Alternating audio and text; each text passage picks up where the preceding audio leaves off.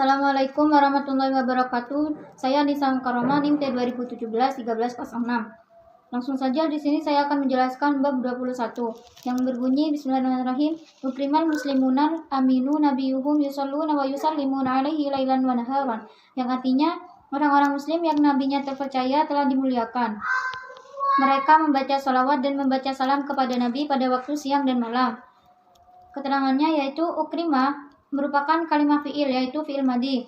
Ukrima merupakan kalimat fi'il yaitu fi'il madi, bentuk tasrifan perubahan fi'ilnya dari lafaz ukrima dengan cara dimaklumkan terlebih dahulu adalah akrama yukrimu ikraman yang berarti memuliakan. Di sini di bawah sendiri sudah dijelaskan ya. Di sini sudah ada keterangannya. Selanjutnya, lafaz ukrima termasuk dalam kategori fi'il yang mabni. Mabni fi'il madi ukrima adalah a'la al-fati karena ia tidak bertemu dengan dhamir rafa mutaharrik dan wawu jamak. Ukrima termasuk fi'il majhul karena ia mengikuti kaidah majhul yang berbunyi dumma kullu mutaharrikin wa kusira ma qabla al-akhir, sehingga ia membutuhkan naibul fa'il yang dalam konteks contoh di atas naibul fa'ilnya adalah al-muslimuna. Di sini ya. Jadi al-muslimuna di sini menjadi naibul fa'ilnya dari lafaz ukrima. Lafaz ukrima juga disebut dengan fi'il muta'addi. Fi'il muta'addi itu di sini naibul fa'il ada di buku teori halaman 158. Naibul fa'il itu kata kerja yang membutuhkan objek atau maf'ul bih. Ada di halaman 187. Lafaz ukrima juga disebut sebagai fi'il muta'addi karena ia dari lafaz ukrima dapat dipasifkan. Maksudnya yaitu arti dari lafaz ukrima telah menunjukkan pasif atau dimuliakan sehingga ia termasuk fi'il muta'addi. Karena demikian maka ia membutuhkan maf'ul bih yang dalam konteks contoh di atas yang awalnya berstatus sebagai maf'ul bih adalah lafaz al-muslimuna. Namun karena fi'il muta'addi ukrima dimajhulkan, maka lafaz al-muslimuna berubah menjadi naib al-fa'il. Selanjutnya yaitu lafaz al-aminu. Al-aminu merupakan isim yang dapat beramal sebagaimana fi'ilnya karena ia merupakan sifatun musyabbahatum bismil fa'ili, isim sifat yang diserupakan dengan isim fa'il dan telah memenuhi persyaratan untuk beramal sebagaimana fi'ilnya, yaitu menjadi na'at sebagaimana kaidah yang berbunyi bahwa liyastifhaman au harfan nida au nafian au jasifatan au musnada. Isim fa'il, isim maf'ul, isim sifat musyabbah bin ismi al-fa'il dan isim mansub dapat beramal seperti fi'il ketika didahului oleh huruf istifham, huruf nida, huruf nafi menjadi na'at atau menjadi khobar.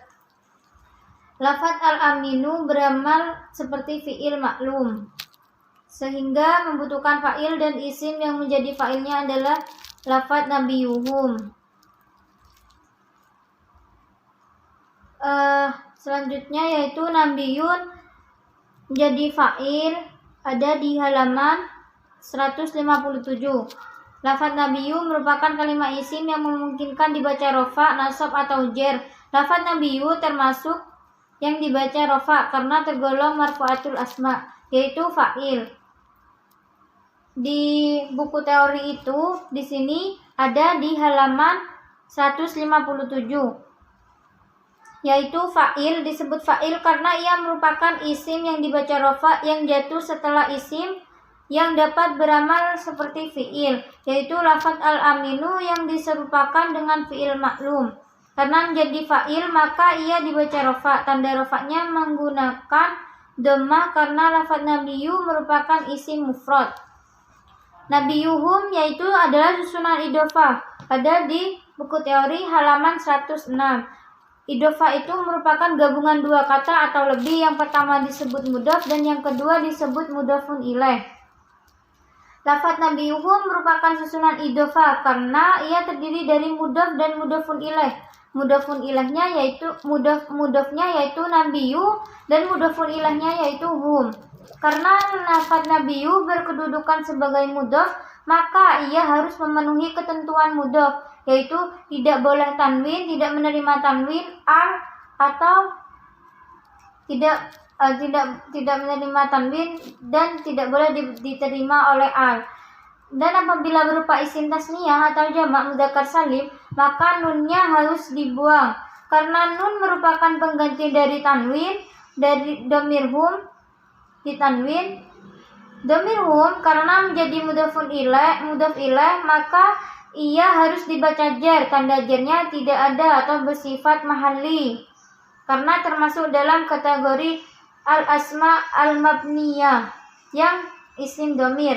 Susunan lafaz nabiyuhum tergolong idhofah maknawiyah karena ia tidak memenuhi persyaratan untuk dianggap sebagai idhofah lafdiyah, yaitu mudhofnya berupa isim sifat dan mudhof ilaihnya berupa maklum dari mudhof. Yusalluna merupakan kalimat fi'il yang berasal dari lafaz sholla yusolli tasliyan yang berarti membaca sholawat. Ia disebut sebagai fi'il mudhari karena didahului oleh huruf mudhara'ah yang berupa ya yang memiliki fungsi lil ghaibi.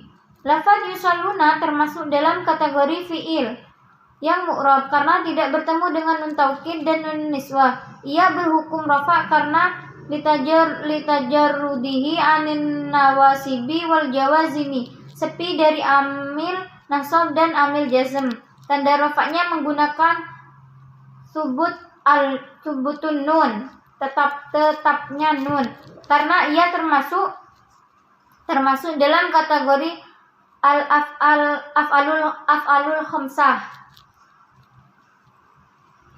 Selanjutnya lafaz yusalluna termasuk fi'il maklum karena cara bacanya tidak diikuti pada kaidah majhul dhamma awaluhu wa futiha ma qabla akhir, sehingga ia membutuhkan fa'il yang dalam konteks contoh di atas fa'ilnya berupa dhamir baris.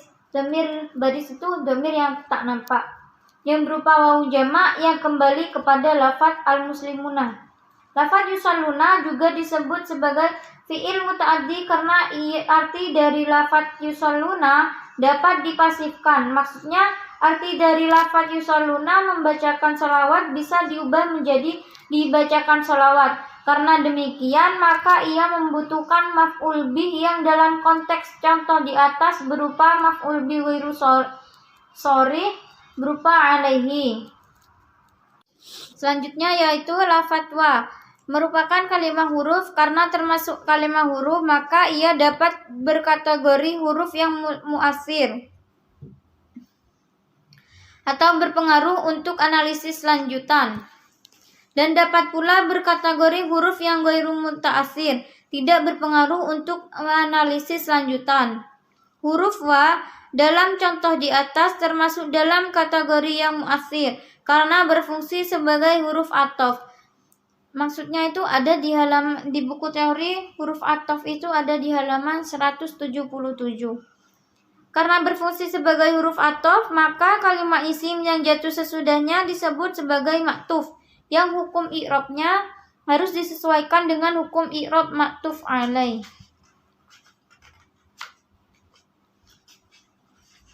Selanjutnya yusallimuna. Yusallimuna merupakan kalimat fi'il yang berasal dari lafaz sallama yusallimu tasliman yang berarti membaca salam. Ia disebut sebagai fi'il mudhari karena didahului oleh huruf mudhara'ah yang berupa ya yang memiliki fungsi lil ghaib.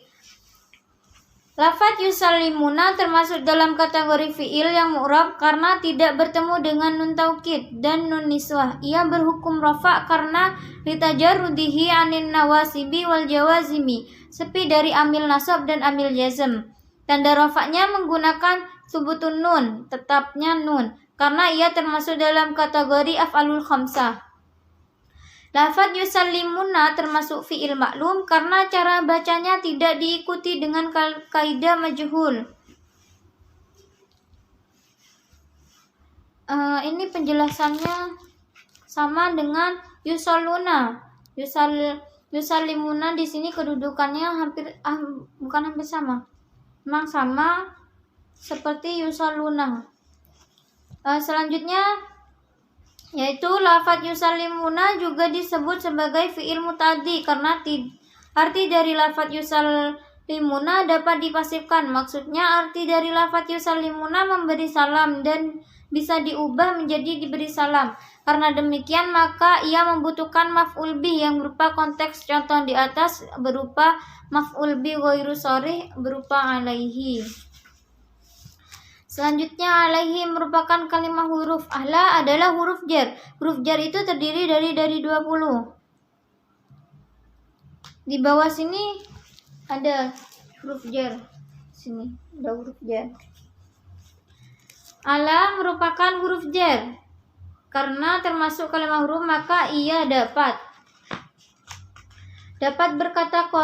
berkategori huruf yang mu'athir, berpengaruh untuk analisis lanjutan, dan dapat pula berkategori huruf yang ghairu mu'athir, tidak berpengaruh untuk analisis lanjutan. Huruf ala dalam contoh di atas termasuk dalam kategori yang mu'athir karena berfungsi sebagai huruf jar. Karena berfungsi sebagai huruf jar, maka kalimat isim yang jatuh sesudahnya disebut sebagai majrur. Alaihi di sini adalah susunan jar majrur. Hukum i'rabnya harus dibaca jar. Jar itu kasrah. Lafaz alaihi merupakan susunan jar majrur yang terdiri dari ala sebagai huruf jar dan hi sebagai majrur. Lafaz hi merupakan kalimat isim karena ada ciri-ciri isim yaitu dimasuki huruf jar. Karena termasuk dalam kategori kalimat isim maka memungkinkan dibaca rafa, nasab atau jar. Lafaz hi termasuk yang dibaca jar karena tergolong majruratul asma, yaitu majrurun bi harfi al-jarri dibaca jar karena dimasuki huruf jar. Tanda jarnya tidak ada, bersifat mahalli karena termasuk dalam kategori al-asma al-mabniyah yang isim domirnya itu domir baris muttasil. Di sini hi ini domir muttasil. Yusalluna wa yusallimuna alaihi. Jumlah fi'liyahnya yang tersusun dari yusalluna wa yusallimuna alaihi termasuk dalam kategori jumlah yang memiliki kedudukan i'rab. Al-jumalul lati laha mahallu minal i'rabi, yaitu menjadi hal jumlah. Disebut hal jumlah karena ia jatuh setelah isim ma'rifat. Al-muslimuna ini isim ma'rifat. Karena berkedudukan sebagai hal, maka ia harus dibaca nasab. Nasab itu rafa dhammah, nasab fathah, jazm sukun, jar kasrah, dzikir la Allah dengan tekun. Jadi kalau masih bingung bisa dibacakan itu ya. Karena ia berbentuk jumlah. Lailan, selanjutnya lafaz lailan itu merupakan kalimat isim karena ada ciri-ciri isim yaitu tanwin. Karena termasuk dalam kategori kalimat isim maka memungkinkan dibaca rafa, nasab atau jar. Lafaz laila termasuk yang dibaca nasab karena tergolong mansubatul asma, yaitu dzaraf. Disebut dzaraf karena ia merupakan isim yang menunjukkan keterangan waktu. Tanda nasabnya menggunakan fathah karena ia merupakan isim mufrad. Selanjutnya wa di sini lafaz wa merupakan kalimat huruf. Karena termasuk kalimat huruf maka ia dapat berkategori huruf yang mu'athir atau berpengaruh untuk analisis selanjutnya, dan dapat pula berkategori huruf yang ghairu mu'athir. Huruf wa dalam contoh di atas termasuk dalam kategori yang mu'athir atau berpengaruh untuk analisis kelanjutannya. Karena berfungsi sebagai huruf ataf, maka kalimat isim yang jatuh sesudahnya disebut ma'tuf. Maka hukum i'rabnya harus disesuaikan dengan hukum i'rab ma'tuf alaih. Selanjutnya naharon, yang terakhir naharon yaitu merupakan kalimat isim karena ada ciri-ciri isim yaitu tanwin. Tanda isimnya yaitu tanwin ya. Karena termasuk dalam kategori kalimat isim maka memungkinkan dibaca rafa, nasab atau jar. Lafaz naharon termasuk lafaz yang dibaca itu nasab karena tergolong mansubatul asma yaitu tawabi. Ada di buku teori tawabi itu halaman 172. yang maktuf. Disebut maktuf karena jatuh setelah huruf athof. Jadi wa di sini adalah huruf athof. Athof itu biasanya memang ada maktufnya.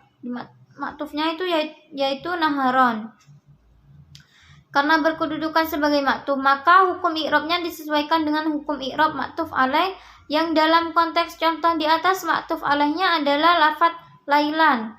Maktuf alaihnya itu lafadznya lailan yang berkedudukan sebagai dzaraf yang dibaca nasab, sehingga lafadz naharon juga harus dibaca nasab. Tanda nasabnya dengan menggunakan fathah karena ia merupakan isim mufrad. Nah, sekian penjelasan dari saya. Apabila banyak kekurangannya atau kesalahannya mohon dimaafkan. Wabillahi taufiq wal hidayah. Wassalamualaikum warahmatullahi wabarakatuh. Assalamualaikum warahmatullahi wabarakatuh. Saya Imari Agustin, NIM T20171283. Baik, saya akan membahas contoh nomor 22 pada halaman 200 buku aplikasi i'rab yang berbunyi Yaqra'ul ladzi abhu shaimul Qur'anal karima wal hadits sahihata asaniduhu ba'da sholati subhi talaban litawali. Baik, yang pertama adalah lafadz yaqra'u. Jadi lafadz yaqra'u merupakan kalimat fi'il yang berasal dari kata ra'a yaqra'u Qur'an wa qira'atan wa Qur'anan, yang berarti membaca. Ia disebut sebagai fi'il mudhari' karena terdapat ya mudhari'ah yang memiliki fungsi sebagai lil ghaib. Kemudian lafadz yaqra'u termasuk dalam kategori fi'il mu'rab karena tidak bertemu dengan nun taukid dan nun niswah. Ia berhukum rafa karena litajarrudihi anin naswa sibi wal jawazim, sepi dari amil nasab dan amil jazm. Tanda rafa'nya menggunakan dhammah dhahirah karena lafadz yaqra'u termasuk dalam kategori as-sahihul akhir wa lam yattasil bi akhirihi syai'un. Fi'il mudhari' yang lam fi'ilnya berupa huruf sahih dan huruf akhirnya tidak bertemu dengan sesuatu. Maksudnya alif tasniyah, wawu, jamak, ya muannas mukhatabah, nun taukid dan nun niswah.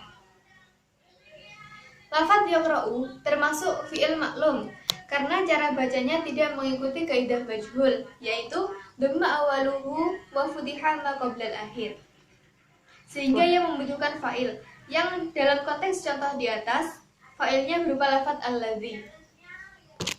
Lafadz yaqra'u juga disebut sebagai fi'il muta'addi karena arti dari lafadz yaqra'u dapat dipasifkan. Maksudnya arti dari lafadz yaqra'u itu kan membaca, bisa diubah menjadi dibaca, kan berarti dipasifkan. Karena demikian maka ia membutuhkan maf'ul bih yang dalam konteks contoh di atas merupakan lafadz Al-Qur'an. Selanjutnya yaitu lafadz alladzi. Alladzi merupakan kalimat isim sehingga bisa dibaca rafa, nasab ataupun jar.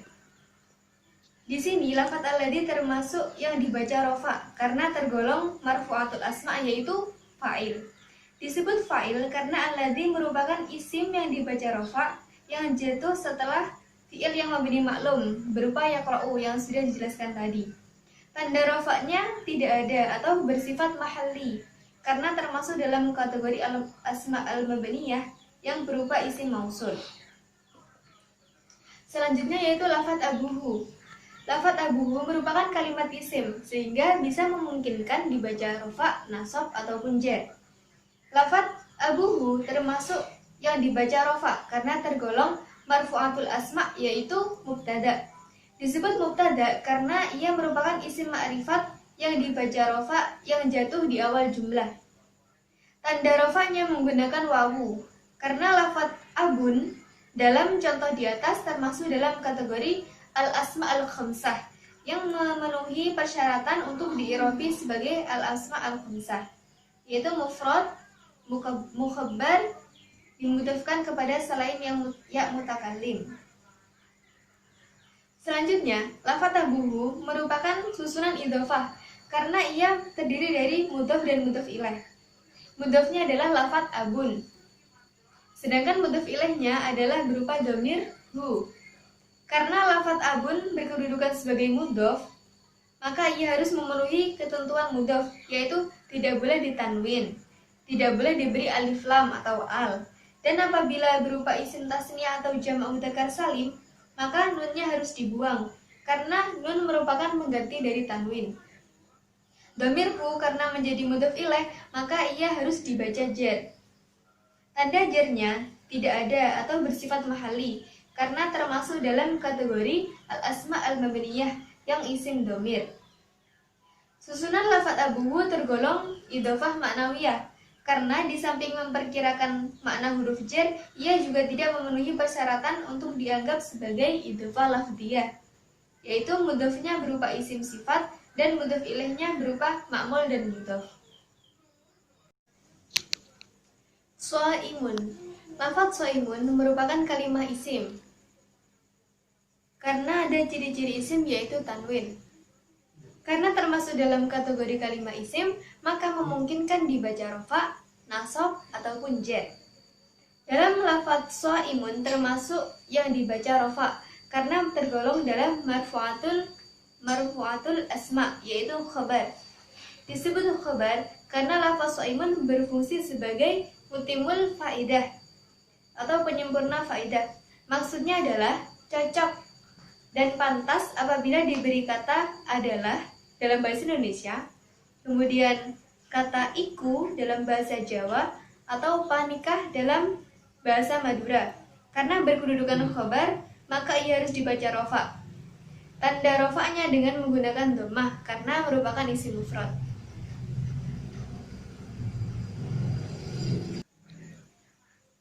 Abuhu shaimun. Jumlah ismiyah terdiri dari mubtada yaitu abuhu dan khabar berupa shaimun yang menjadi silat al-mausul dari isim mausul alladzi. Karena menjadi silat al-mausul, maka ia termasuk dalam kategori jumlah yang tidak memiliki kedudukan i'rab. Al-jumalul lati la mahalla laha minal i'rab. Dhamir hu yang terdapat dalam silat al-mausul yang kembali kepada isim mausul alladzi menjadi aid dari isim mausul alladzi. Al-Qur'ana.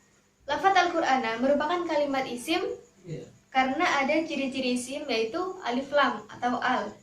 Karena termasuk dalam kategori kalimat isim, maka memungkinkan untuk dibaca rafa, nasab, ataupun jar. Dalam lafadz Al-Qur'ana termasuk dibaca nasab karena tergolong mansubatul asma, yaitu maf'ul bih. Disebut maf'ul bih karena ia merupakan isim yang jatuh setelah fi'il muta'addi, atau dalam contoh tersebut yaitu yaqra'u, dan berkedudukan sebagai objek. Karena berkedudukan maf'ul bih, maka ia harus dibaca nasab. Tanda nasabnya menggunakan fathah karena ia merupakan isim mufrad. Al-Karimah. Lafadz Al-Karimah merupakan kalimat isim karena terdapat tanda-tanda isim yaitu alif lam. Karena termasuk dalam kategori kalimat isim, maka memungkinkan untuk dibaca rafa, nasab, ataupun jar. Lafadz Al-Karimah yang termasuk yang dibaca nasab karena tergolong mansubatul asma, yaitu tawabi yang naat. Bisa dilihat dalam teori dasar halaman 173. Disebut naat karena ia termasuk dalam kategori isim sifat, yaitu sifatum musyabbahatum bismil fa'il. Isim sifat yang diserupakan dengan isim fa'il yang sesuai dengan calon man'utnya yaitu lafadz Al-Qur'ana. Sama-sama dalam bentuk mufrad, mudzakkar, dan ma'rifah. Karena ditentukan sebagai naat, maka hukum i'rabnya sesuai dengan man'utnya. Karena man'utnya berkedudukan sebagai maf'ul bih yang dibaca nasab, maka lafadz Al-Karimah yang menjadi naat juga harus dibaca nasab. Tanda nasabnya menggunakan fathah karena ia merupakan isim mufrad. Lafadz wa merupakan kalimat huruf. Karena termasuk kalimat huruf, maka ia dapat berkategori huruf yang mu'assir atau ghairu mu'assir. Huruf wawu dalam contoh di atas termasuk dalam kategori yang mu'assir karena berfungsi sebagai huruf ataf. Karena berfungsi sebagai huruf ataf, maka kalimat isim yang jatuh sesudahnya disebut sebagai maktuf. yang hukum i'rabnya harus disesuaikan dengan hukum i'rab dari ma'tuf alaih. Kemudian lafadz al-haditsa. Lafadz al-haditsa merupakan kalimat isim karena ada ciri-ciri isim yaitu alif lam. Karena termasuk dalam kategori isim, maka memungkinkan dibaca rafa, nasab ataupun jar. Lafadz al-haditsa termasuk yang dibaca nasab karena tergolong sebagai mansubatul asma, yaitu tawabi yang maktuf.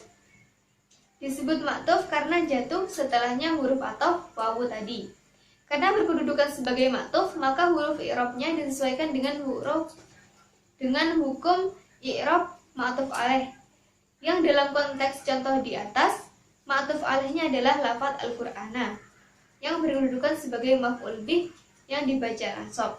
Sehingga lafadz al-haditsa juga harus dibaca nasab. Tanda nasabnya dengan menggunakan fathah karena ia merupakan isim mufrad. Selanjutnya yaitu lafadz as-sahihata. Lafadz as-sahihata merupakan kalimat isim karena ada ciri-ciri isim yaitu alif lam. Karena termasuk kalimat isim, maka memungkinkan untuk dibaca rafa, nasab ataupun jar. Lafadz as-sahihata termasuk yang dibaca nasab karena tergolong mansubatul asma, yaitu tawabi yang na'at. Disebut na'at karena ia termasuk dalam kategori isim sifat, sifatun musyabbahatun bismil fa'il. Seperti yang dijelaskan dalam teori dasar halaman 173. Lafadz as-sahihata termasuk na'at sababi karena merofakkan isim dhohir berupa asaniduhu dan yang dijelaskan bukan man'utnya, yaitu al-hadis secara langsung. Akan tetapi yang dijelaskan adalah sesuatu yang berhubungan dengan man'ut atau asaniduhu. Na'at sababi berkesesuaian dengan calon man'utnya dari sisi ma'rifat dan nakirahnya. Lafadz as-sahihata sebagai na'at berstatus isim ma'rifat dan lafadz al-haditsa sebagai man'ut juga berstatus sebagai isim ma'rifat. Na'at sababi harus selalu dalam kondisi mufrad. Sedangkan dari segi mudzakkar dan muannasnya disesuaikan dengan ma'mulnya. Lafadz as-sahihata berbentuk muannas karena ma'mulnya adalah lafadz asaniduhu yang berhukum muannas. Lafadz as-sahihata ditentukan sebagai na'at sehingga hukum i'rabnya disesuaikan dengan man'utnya. Yang dalam konteks contoh di atas berkedudukan sebagai maktuf yang dibaca nasab, sehingga lafadz as-sahihata harus dibaca nasab. Tanda nasabnya menggunakan fathah karena as-sahihata merupakan isim mufrad. Lafadz as-sahihata merupakan isim yang dapat beramal sebagaimana fiilnya karena ia merupakan sifatun musyabbahatun bismil fa'il dan telah memenuhi persyaratan untuk beramal sebagaimana fiilnya, yaitu menjadi na'at sebagaimana kaidah yang berbunyi wa waliyastifhaman aw harfan nida aw nafyan aw jasifatan aw musnida. Isim fa'il, isim maf'ul, isim sigat musyabbahah bi ismi al-fa'il, dan isim mansub dapat beramal seperti fi'il karena didahului oleh huruf istifham, huruf nida, huruf nafi', huruf na'at atau menjadi khabar. Lafadz as-sahihata beramal seperti fi'il ma'lum sehingga ia membutuhkan fa'il dan isim yang menjadi fa'ilnya adalah asaniduhu. Lafadz asaniduhu. Lafadz asaniduhu merupakan kalimat isim yang memungkinkan dibaca rafa, nasab ataupun jar. Lafadz asaniduhu tergolong yang dibaca rafa karena tergolong marfu'atul asma, yaitu fa'il. Disebut fa'il karena ia merupakan isim yang dibaca rafa yang jatuh setelah isim yang dapat beramal seperti fi'il, yaitu lafadz as-sahihata yang diserupakan dengan fi'il maklum. Karena menjadi fa'il, maka ia dibaca rafa. Tanda rafanya menggunakan dhammah karena lafadz asaniduhu merupakan jamak taksir. Lafadz asaniduhu merupakan susunan idhofah karena terdiri dari mudhof ilaih. Mudhofnya yaitu lafadz asanidu, sedangkan dhamir hu berkedudukan sebagai mudhof ilaih. Karena lafadz asanidu merupakan mudhof, maka harus memenuhi persyaratan sebagai mudhof, yaitu tidak boleh ditanwin dan tidak boleh diberi al. Dan apabila merupakan isim tasniyah atau jamak mudzakkar salim, maka nunnya harus dibuang karena nun merupakan pengganti dari tanwin. Dhamirhu karena menjadi mudhof ilaih, maka harus dibaca jar. Tanda jarnya tidak ada atau bersifat mahalli karena termasuk dalam kategori al-asma al-mabniyah yang isim dhamir. Susunan lafadz asaniduhu tergolong idhofah maknawiyah karena di samping memperkirakan makna huruf jar, ia juga tidak memenuhi persyaratan untuk dianggap sebagai idhofah lafziyah, yaitu mudhofnya berupa isim sifat dan mudhof ilaihnya berupa ma'mul dan mudhof yang merupakan ma'mul dari mudhof. Selanjutnya yaitu ba'da sholatis subuhi. Lafadz ba'da merupakan kalimat isim yang memungkinkan dibaca rofa, nasab ataupun jar. Lafadz ba'da termasuk yang dibaca nasab karena tergolong mansubatul asma, yaitu dhorof. Disebut dhorof karena ia merupakan isim yang menunjukkan keterangan waktu. Tanda nasabnya menggunakan fathah karena ia merupakan isim mufrad. Lafadz ba'da di samping menjadi dhorof juga menjadi mudhof. Karena menjadi mudhof, maka ia harus memenuhi ketentuan mudhof, yaitu tidak boleh ditanwin, tidak boleh diberi al, dan apabila berupa isim tasniyah atau jamak mudzakkar salim, maka nunnya harus dibuang karena nun merupakan pengganti dari tanwin. Lafadz sholati merupakan kalimat isim yang memungkinkan dibaca rofa, nasab ataupun jar. Lafadz sholati termasuk yang dibaca jar karena tergolong dalam majruratul asma, yaitu mudhof ilaih. Dari mudhofnya yaitu lafadz ba'da. Tanda jarnya menggunakan kasroh karena sholati merupakan isim mufrad. Di samping menjadi mudhof ilaih dari ba'da, lafadz sholati merupakan isim yang dimudhofkan pada lafadz as-subhi. Karena menjadi mudhof, maka lafadz sholati harus memenuhi ketentuan mudhof, yaitu seperti yang telah disebutkan tadi. Selanjutnya lafadz as-subhi merupakan kalimat isim karena ada ciri-ciri isim yaitu alif lam atau al. Karena termasuk dalam kategori isim, maka memungkinkan untuk dibaca rofa, nasab ataupun jar. Dalam lafadz as-subhi termasuk yang dibaca jar karena tergolong majruratul asma, yaitu mudhof ilaih dari mudhof lafadz sholati. Tanda jarnya menggunakan kasroh karena merupakan isim mufrad. Susunan idhofah ba'da sholatis subhi termasuk dalam kategori idhofah maknawiyah karena mudhofnya berupa isim sifat, isim fa'il, isim maf'ul, sifat musyabbahah bi ismi al-fa'il dan isim mansub. Dan mudhof ilahnya bukan merupakan ma'mul dari mudhof. Kemudian lafadz talaban.